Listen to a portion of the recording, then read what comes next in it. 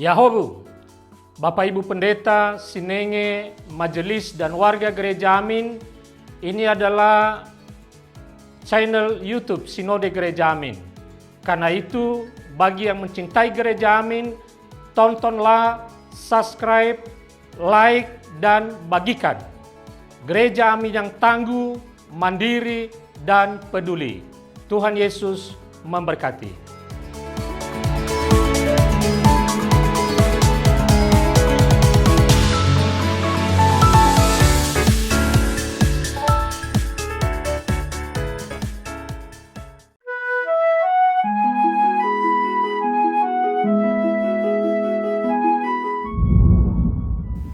Sahabat EKB, bersyukur dapat kembali menyapa saudara melalui acara Wasiat Kekal berupa renungan firman Tuhan yang memandu kehidupan kita. Saya Pendeta Santiani Manurung dari GKI Gria Merpati Mas.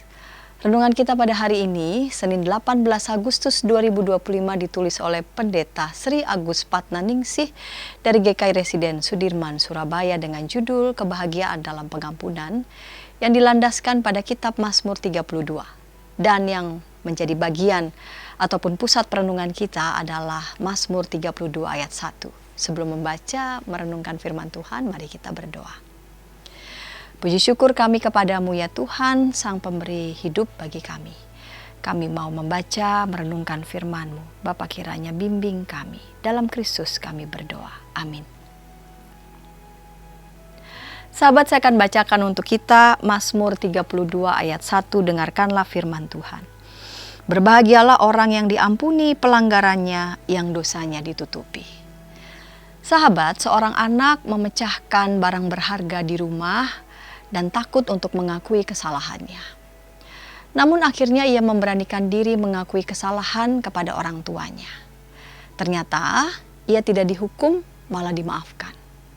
Ia merasakan kelegaan yang luar biasa, ada perasaan bahagia dan damai saat menerima pengampunan. Begitulah kebahagiaan Daud saat menerima pengampunan dari Tuhan.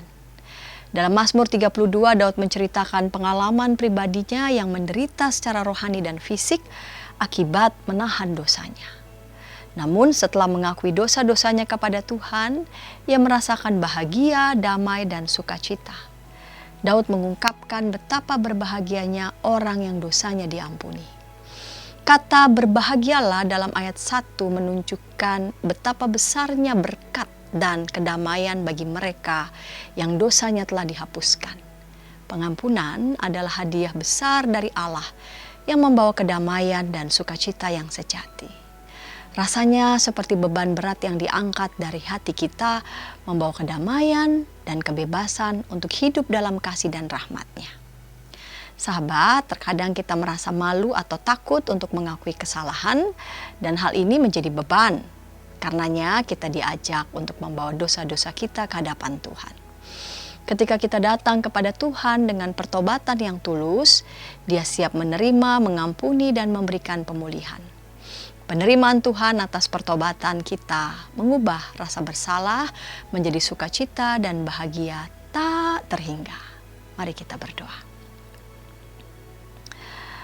Kepadamu ya Bapa, kami percaya Engkau adalah Bapa yang sangat baik, yang menerima segala keterbatasan kami, kelemahan kami.